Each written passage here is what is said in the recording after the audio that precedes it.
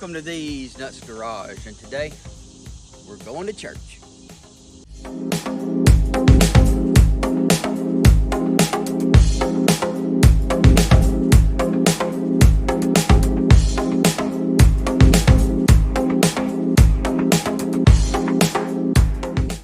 Alright, like I said in the intro, what we're going to be doing today, going to church. Now what we're going to be really doing today is working on Chuck the Church van. Now this is a new project that you'll see from time to time on this channel because I'm going to be doing a few upgrades to it, probably some cleaning on it, some things like that. But as you can tell, this van doesn't have any decals on it or anything like that, and that's because it was donated to our church from another church and the Baptist Association in our area. They seen we didn't have a van and we're a really small church, and they was like, well, would y'all like to have a van? And our pastor said, well, yeah, we can use that for a lot of ministry work and things like that. So what we're going to be doing with it in the future, they're going to be using it to, you know, go pick up kids before church, maybe take church trips in it, youth trips, things of that nature, what you would normally use a church van for. But this van is a 1997 Ford Econoline van, and it's like a 15-passenger van, but we have removed the rear seat in it because if you have 15 passengers, you have to have a CDL license to be able to carry that many people. And I think the only person at church that has a CDL would be me, and I can't be here all the time, and we're just going to let it be an 11-passenger van. So we've taken the back seat out of the van, and what we're going to be doing today is cleaning up the carpet in the back of the van. Most church vans now that you see, they'll come with like a rubber floor mat, and that's because people spill stuff, they make a big mess, and carpets get dirty. So they just go with these vinyl floor mats so they can wipe them out and be done with it. But this one has carpet, and it's got, I don't know, 20-something years, 25 years almost of dirt and grime in it. So what we're going to do is remove it and clean it and then let it dry and put it back in the van. The other thing we're going to be doing is adding a radio to the van. Because this has the factory Ford radio and it doesn't have any inputs for, say, USB ports, auxiliary inputs, things of that nature. And you know, when you go on a church van trip, you want to have some good tunes going, you know, so you're going to want to be able to play those. And the only way you can actually play anything on this radio other than just AM FM radio is one of those cassette adapters that's got the wire hanging off of it. And you know, that's just too much trouble finding that thing, and half the time they don't even work, because I do that with Phil right now, and you know, it's annoying. So what I'm going to be doing is installing a new radio, and I will be installing some other things in the future, kind of upgrading the stereo system in this van, and I guess I'll go ahead and spill the beans. But I am going to order all new speakers for this van, because one thing I noticed when I was changing Phil's speakers out, which are the exact same style speaker, is that they dry rot. So then all you get is tweets as far as the speakers go. So I'll be replacing those speakers in the future. Now, another thing that I'm going to probably be doing off camera is the sliding door on this van on the side and the rear back doors do not function at this time. The sliding door works if you go from the inside and you open it, but from the outside it doesn't open. The back doors on the van don't open at all, and that's because they were opening from the inside, and last week I was messing with the van. I pulled the latch on the inside and I heard the cable snap.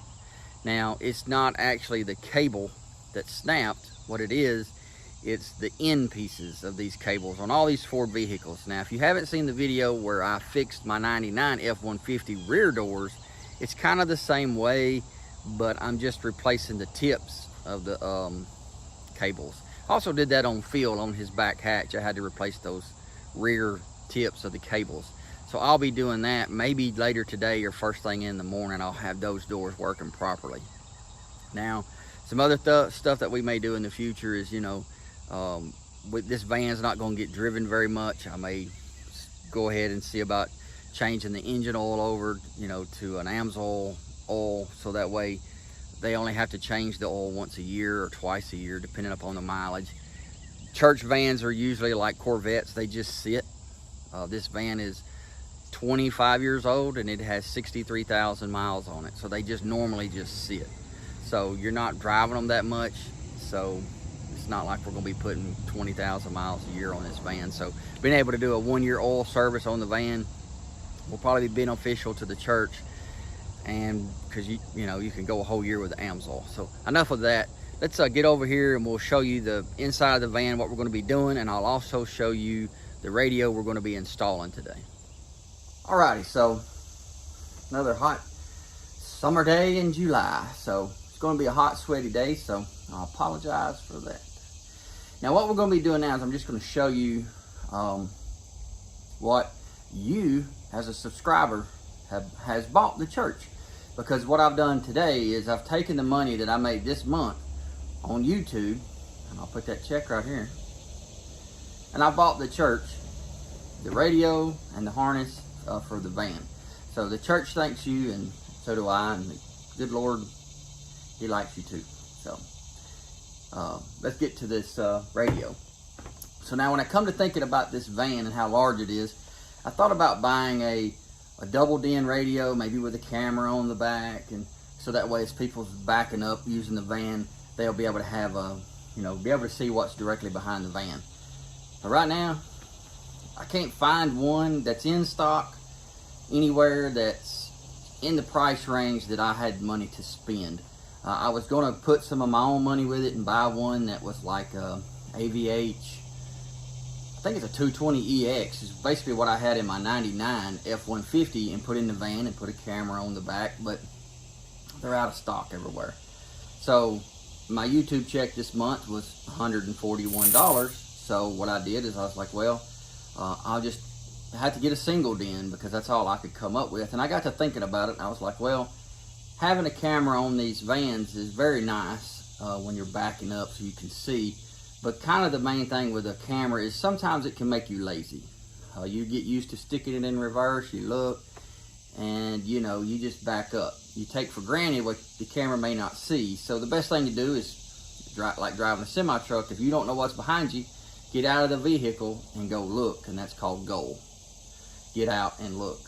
So always be aware of what's around your van.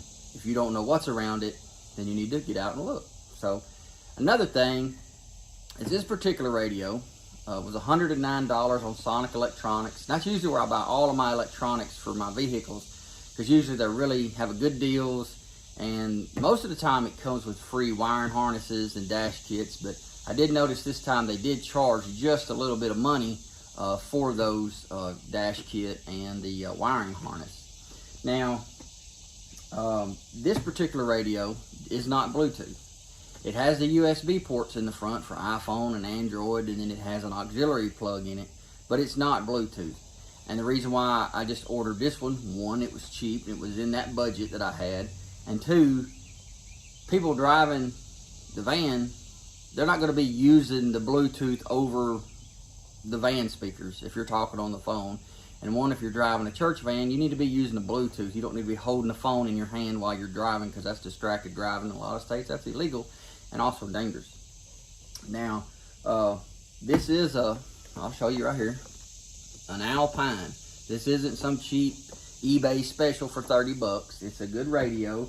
It has all your basic features, bass, trebles, left and right, balance, fade, all of that. Has basically FM, AM, CD player, and then it has the inputs for your phone.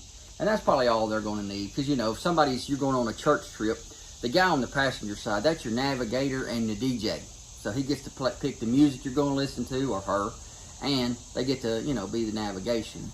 Now when it comes to the navigation part of the van, most people have navigation on their phone, or what I may do is try to find a nice GPS unit that we can store in the van somewhere, and if somebody's going on a trip, they can also put that in that GPS. Some of those have lifetime updates, so they can just update the GPS and they're good to go. So, like I said, this is a CDE 170. And now let's open the box up real quick, and then we'll get to installing it. Now what's going to come in this, when you first open it, is going to be this detachable face like that, and this is just a cover over it. This is good, especially here at the church. They could take this out and leave it inside the church, or this van don't have a glove box, so I don't get nowhere else you'd put it. But, you know, keep somebody from eyeing in the window going, ooh, an Alpine radio. Let me knock out the church van window and steal their radio. So they can put this inside, or there are some little door pouches. We could just throw it in that little door pouch. Next thing you're going to have is basically your factory radio, not factory van, but this is the wiring harness that goes to the back of this radio. And it does come with a very big book. We'll throw that in the side box, maybe as the navigator's riding down the road, he can read everybody how to work the radio here. It's kind of rare. I mean, most of these radios nowadays are just telling you to go online and look it up. And then the last thing in the box is the radio itself. And this is a single DIN. What that means is it's long and skinny. The factory radio that's in the van is a double DIN. It's twice as tall, and it's basically a big, huge box.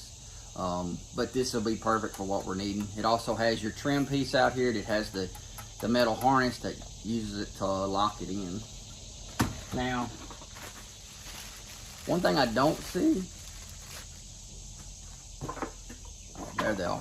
I was gonna say is your pins. These are your release pins. We'll need to keep these in the van somewhere so that way they don't lose them. If they do, I have a ton of these, or I can just keep them at home to be able to remove the radio if they need to. All right, so when I ordered this set for the van, on Sonic Electronics, I had in my Expedition because I was looking for radios for Phil over there, and I didn't change it. So I ordered the stuff. They sent the stuff in the mail, but it was for my Expedition as far as the wiring harness and the dash kit. And I was thinking, well, it's probably the same. I'm probably okay. And then I started questioning myself, and I looked it back up on Sonic Electronics with the van, and it showed different dash kit and a different wiring harness. Now, this is the wiring harness for the Expedition, and this is the dash kit for the Expedition. Now, I'll just have an extra set of these because when I order another radio for Phil over there, it'll come with a dash kit and a wiring harness. Now, unless I just go to like Walmart.com or something and order another radio from there, I'll at least have the wiring harness. I could just have to order a dash kit or something. But this is the correct wiring harness we're going to need for Chuck here. And this is basically a WMFD1, and it's basically like a whole bunch of different little plugs right here. And when we get to installing the radio, I'll show you those. And then this is the correct dash kit for this van. And I guess it's a 995802 right there. And it's made a little different. This is nice for a single DIN radio, especially if you have a remote. It has this little pocket right here you can sit stuff in, but it's not really big enough to put anything in it, really. Maybe I can put the maintenance book in here, a little maintenance book for the oil changes and tire rotations and stuff like that. Just throw that in there so that way it's, you know, people can see it if they need it, or maybe just some scrap paper or something. So that's basically going to be all the radio stuff that we're going to be installing. So how I'm going to do this is I'm going to show you how to pull this radio out and unplug it. And then what I'm going to do is I'm just going to wire up this harness. You can choose to solder your harness, to use butt-in joints or butt joints. You can use duct tape, Gorilla Glue. I don't care what you use. I'm not getting into that conversation. Make your own choice. I'm using some butt connectors, and that's going to be basically it. They've always seemed to work fine for me. I'm not going to solder them, these two harnesses together, but that's your decision, so you make it. Now this is the factory radio. These are 2 pins that you can buy at Walmart, AutoZone, eBay. Dollar General does not sell these, I do not believe. But basically they're 2 quick release pins. You have 2 holes on each side of this radio. You just kind of pop them in. Then when you get them in, you just push out like that, both ways, and then pull out the radio. It'll basically just slide right out.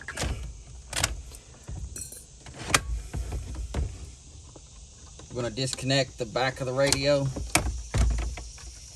the plugs, and our antenna. This antenna here is kind of seen its better day.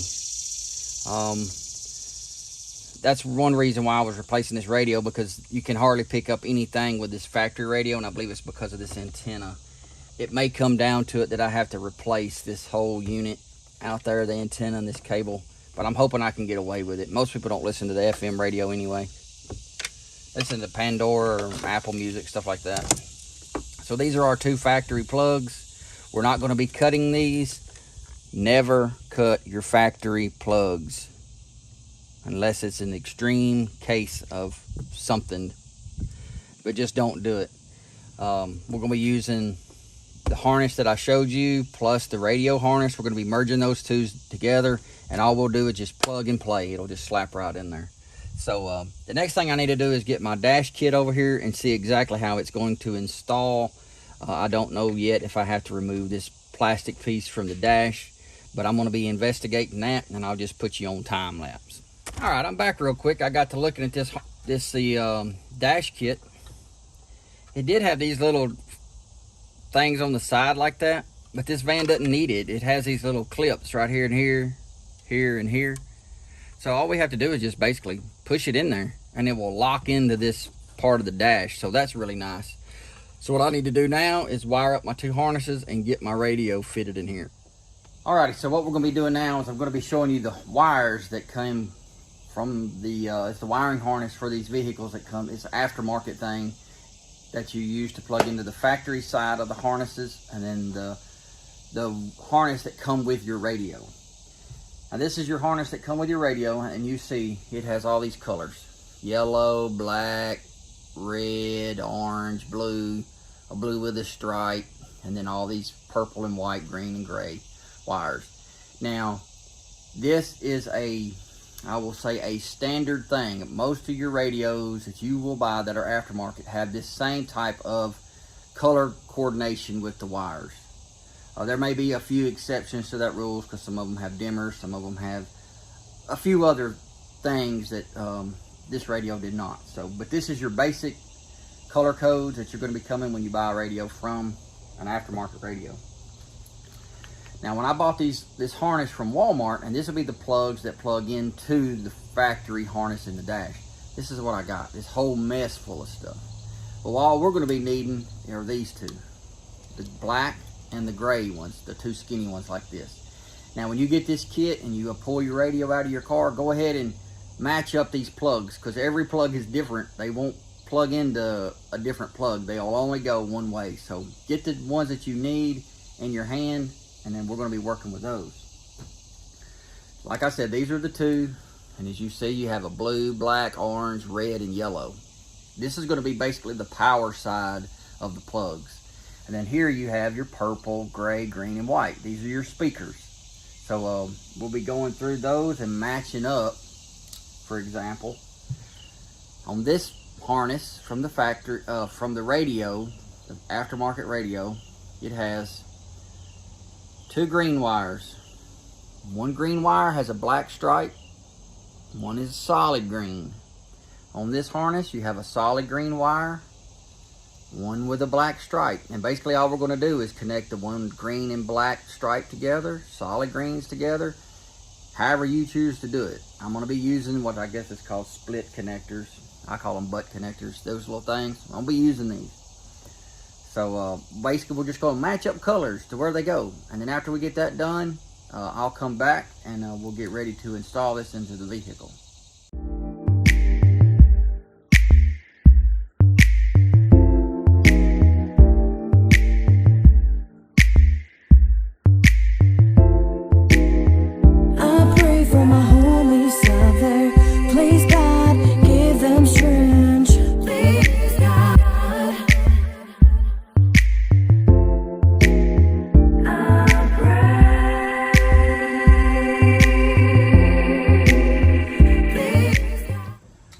So now I have my wiring harness made. This is the radio harness, and I've wired it in, connected it with those little butt joints to the harness that we're going to use to plug into the factory radio. Now, if you do this, you choose how you want to do it. I just used to split those butt connectors and ran some black tape around it to help keep the moisture out. It's going to be inside the van, so it's not going to be a lot of moisture in there anyway. But when you're making these connections, this is on you. If you don't know how to do this and you do it wrong and you burn your car down, that's on you. Not on me, you, because you're the one actually doing the work. Basically, all you're doing is matching up the colors, connecting the wires together. I have a video I can put up here or here somewhere. There'll be a video, and I kind of go through that real quick, how to crimp these together and how I do it. I've been doing it for years this way, never had a problem. So the next thing we're going to do, we got to get this trim piece off of the radio. And I have a big screwdriver, and you basically have these little tabs. 1, 2, 3, 4. You have to push those in and kind of pry out on that trim piece.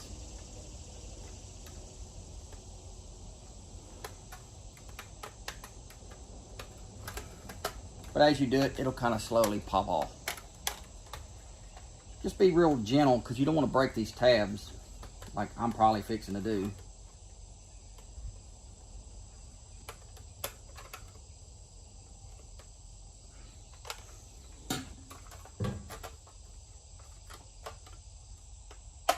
There it goes, it popped off. So now we have this sleeve. We have to get this outer sleeve off.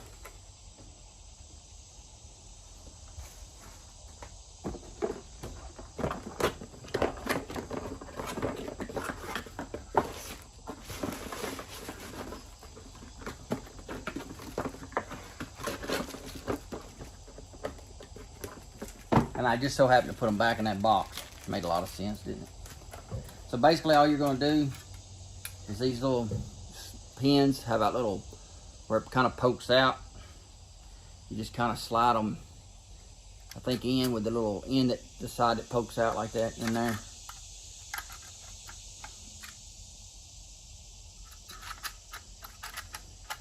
And basically all it's doing is pushing this part of this sleeve out.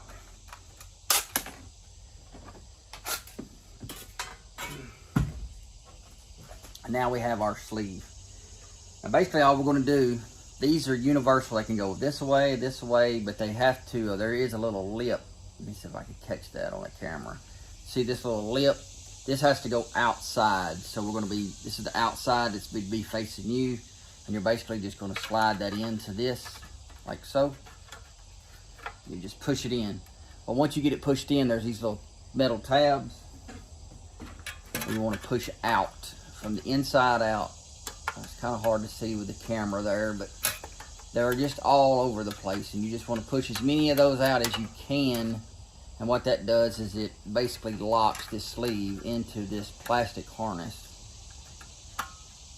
Sorry if this angle is kind of bad, but it is what it is. So we have some on the top and some on the bottom. Now the ones on the bottom may be kind of hard to press down because of this little thing here. So I'm going to go ahead and try to get as many of them pressed out as I can.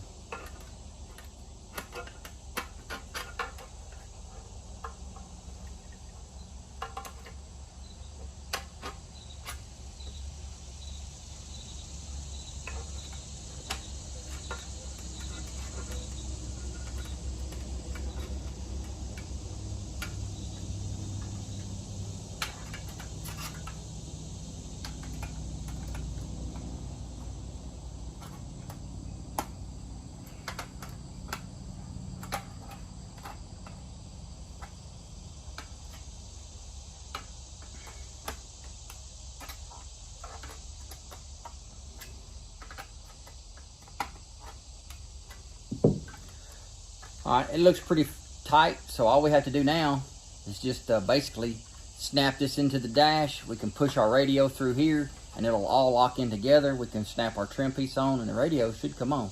So let's jump up here and see if it works. Alright, so what I'm going to do now is install this, I'll call it dash kit. What I've had to do is back some of these tabs off on the top and on the side. They're kind of running interference with me sliding it in and it's snapping in there. So once I get this installed, I'll go back and press all these tabs back up.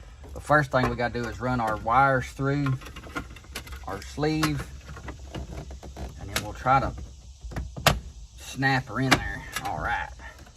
All right, so it snapped in really good. So now let me go back in and press all these little tabs back up.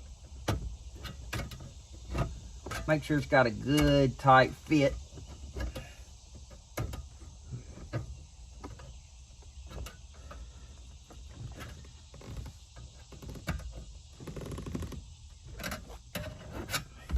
Kind of wiggle it around, make sure it doesn't go anywhere. So now what we need to do is basically take these two plugs, gray to gray. You'll hear them snap together, pull on them a little bit. Black to black.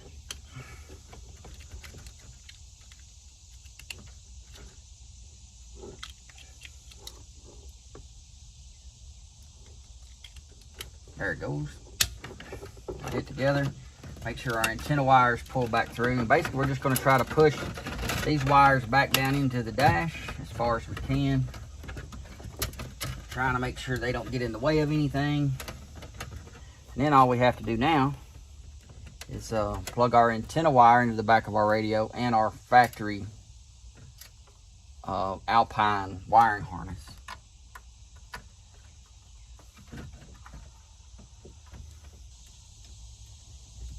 All right, we got it in there.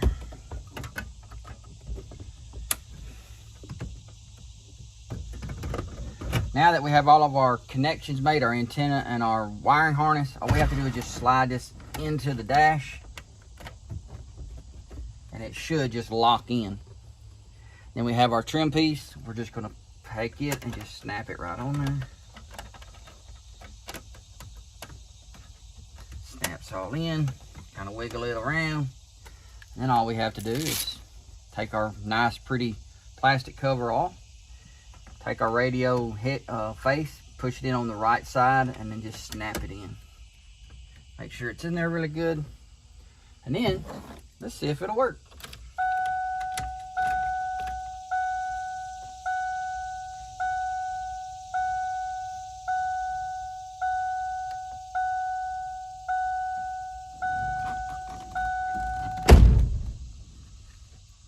I don't know all the features of it yet, so I'm just kind of scrolling through it real quick.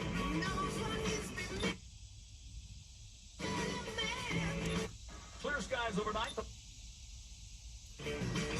It looks like the antenna wire is still not really getting using the FM radio. I think it's broke somewhere through there, so I will have to replace this antenna at some point because it's just scanning through and picking up the same one radio station, really. See, it says C. So we have CD, USB, which will be that. It's on the front. I have an auxiliary port on the front. And then auxiliary, which is that. That's basically like a headphone to headphone jack. And then tuner. I guess that's a mute situation. Let's see if it has the dimmer in it. No, it doesn't have the dim from like when you turn your headlights on, it automatically goes down. So basically that's going to be the installation of this radio. Like I said, we're going to be probably replacing that antenna out there and the wire at a later date. And then too, we'll be replacing the door speakers and the speakers in the back of the van. So that's going to be it on this installation. What I'm going to do now is just jump back here and start cleaning out the back of the van.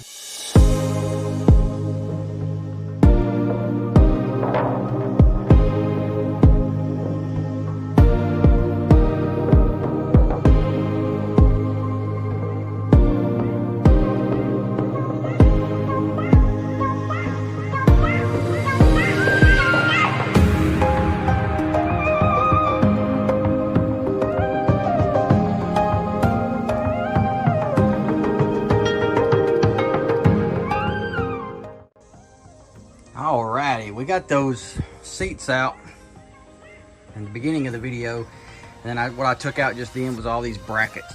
That's what holds the seats into the van. They lock in there pretty good, so I had to remove all of those bolts and brackets. It had some back here for the back seat. I've already removed those just because we're not going to be using the rear seat of this van. What that'll do is leave us some storage space back here, so if you go on a trip, got places for luggage. Now you can see all of this staining, soda pop, soda pop, goes all the way up through there. Now I'm just going to remove the back section carpet of this van. I'm not going to remove that because I do have a little, right there, steam cleaner that has an attachment on it that I can do the small stuff with, like up around the driver's seat and the passenger seat. I can just do that while it's in the van. That's not really stained. What's really bad is that and that. You know, look like somebody had a soda party. So what I'm gonna do now is I'm gonna rip this carpet out, well, gently, and we're gonna take it over here and probably wash it off with the garden hose.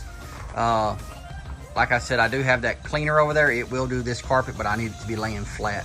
So I'm gonna get this out, go lay it over there, get the garden hose on it, soak it down really good, get some cleaner on it, and then what we'll do is we'll use the small cleaner over there to actually extract the water from this carpet. And then what we'll have to do is let it hang or set up to dry for probably overnight. I'll put some fans on it and it'll get dried up, and then we'll reinstall it tomorrow.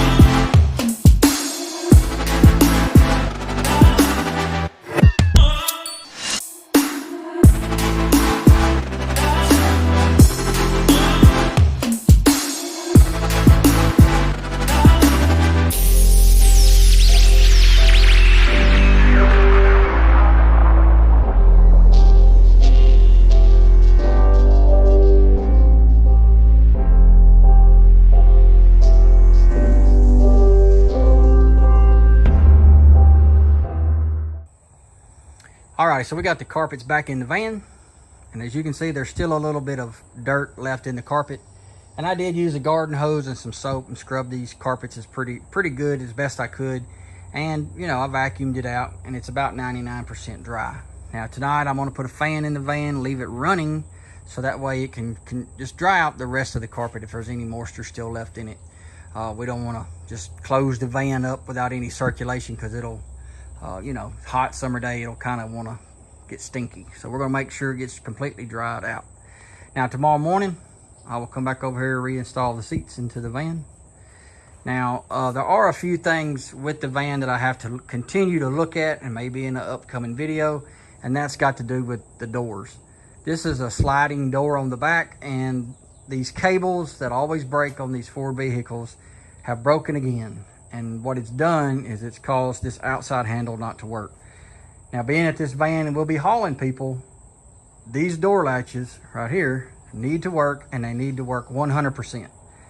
To repair those cables, I tried, and they just didn't want to work right. So I'm just going to have to order a complete unit, which is this whole mechanism, locking mechanism, and all the cables. And then down here, I'm probably going to have to find out if I can get one of these. I'll just call it a mechanism. All right, so that's going to be the end of this video. Basically, all we did today was we installed a new stereo, Alpine stereo, in the church van, removed the rear carpets, cleaned them, dried them, reinstalled them in the van. I got all the seats back in the van, and I did leave the fan in the back of the van, so that way that air can circulate tonight and some tomorrow to help dry this van out 100%. Now, future things we're going to do, fix these doors properly. We also may do some upgrades to the fluids in the van, differential oil, maybe the transmission, brake fluid, check that antifreeze, and maybe go ahead and do a AMSOIL, put some 5W30 Signature Series AMSOIL in the van, so that way we can do a 1-year PM on the van. Do it just once a year. And the reason why, the van's not going to get probably driven 5,000–6,000 miles a year, if even that. And that Signature Series oil is a 25,000 mile oil, so it'll last the whole year and actually make the van run a lot quieter, because it's done that with Phil. He runs a lot better now that I put that AMSOIL in there. Now, future things other than the fluids, maybe do some upgrades on the headlights, clean them up, tail lights, just basic stuff around the van to help make it, you know, a little bit more up to date and a little bit safer. Because as these headlights start to fade, they get dimmer. That makes it hard to see at night. So if you liked the video, give it a big thumbs up. If you haven't commented, comment down below right now. If you're from Oakwood Baptist Church, just comment hi. I like to see more comments down there. And if you're from another church, comment hi and what church you go to. I like to kind of see all that down in the comments, just so I know who's watching the videos. Also, subscribe to the channel. If you subscribe to the channel, what you help us do is help grow the channel. That means more money we get from YouTube, and all the stuff you've seen on me do today install was money that I got from YouTube, so that went straight into this van. Now, another thing is share the video. If you go to our Oakwood Baptist Church, you know, share that on your Facebook, so that way maybe somebody else at another church will watch this video and they'll share it. Maybe it'll kind of go semi-viral, because that's how we grow the channel. And as we're working on Chuck the church van, you know, maybe other people will be interested in watching that too. Now, maybe I'll just check in the comment section below. Maybe if you want to make a direct donation to some of the things we're going to be doing to Chuck the church van, maybe that link, you can make a donation down there. I think we can do that. I'll have to check with my pastor and see, but maybe when you donate, you can put in a word that says, hey, this is going to Chuck the church van, and we can get some of those things done. Other than that, that's going to be it. I'm about to melt because it is hot, and I'm going to go home, take a shower. So y'all have a blessed day, and I'll see you in the next video.